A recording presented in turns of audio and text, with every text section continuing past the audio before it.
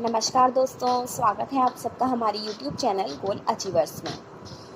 आज फिर मैं आपके सामने एक कहानी लेकर आई हूँ जिसका शीर्षक है घर आए मेहमान।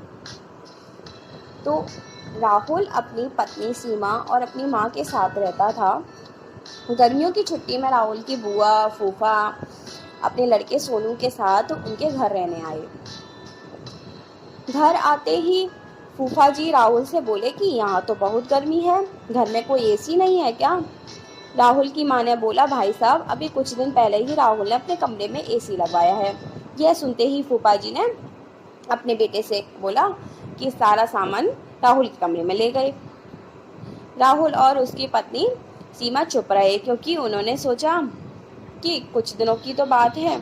इस तरह बुआ फूफा जी को राहुल के घर रहते 1 महीना हो गया। राहुल ने अपनी बुआ से पूछा, अपनी माँ से पूछा कि बुआ जी कब तक जाने वाली हैं? हम कब तक ऐसे ही हॉल में सोकर अपना गुजारा करेंगे? राहुल की माँ बोली, बेटा रिश्तेदारी का मामला है, हम कुछ कह भी तो नहीं सकते।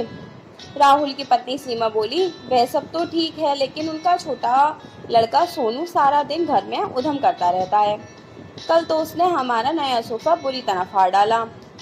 राहुल इस बात पर बहुत गुस्सा हुआ कि नया सोफा फाड़ दिया।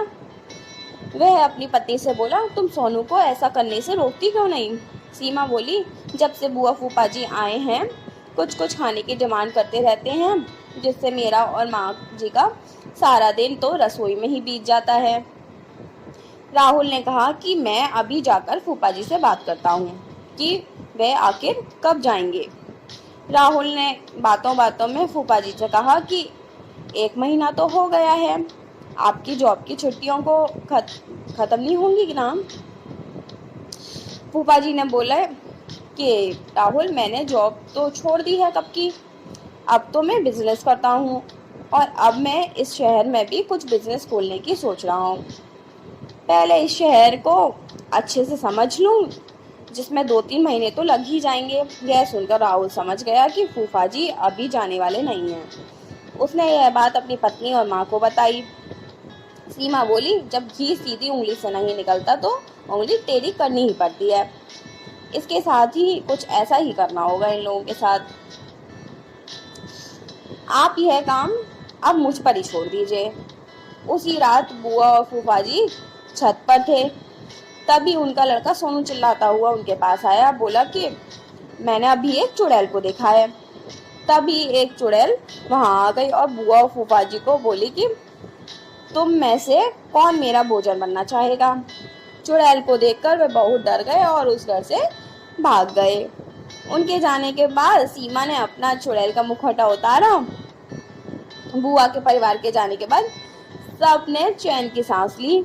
सीमा की सास ने सीमा से कहा कि तू तो बड़ी अच्छी चुड़ैल बनती है। यह कहकर सब हंसने लगे। तो इस कहानी से हमें शिक्षा मिलती है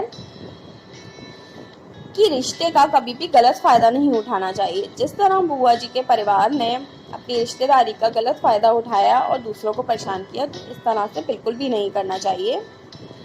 बताइएगा दोस्तों कमेंट बॉक्स में कि आपको ये कहानी कैसी लगी, और हमारे चैनल को सब्सक्राइब कीजिए और ज़्यादा से ज़्यादा शेयर कीजिए। धन्यवाद दोस्तों।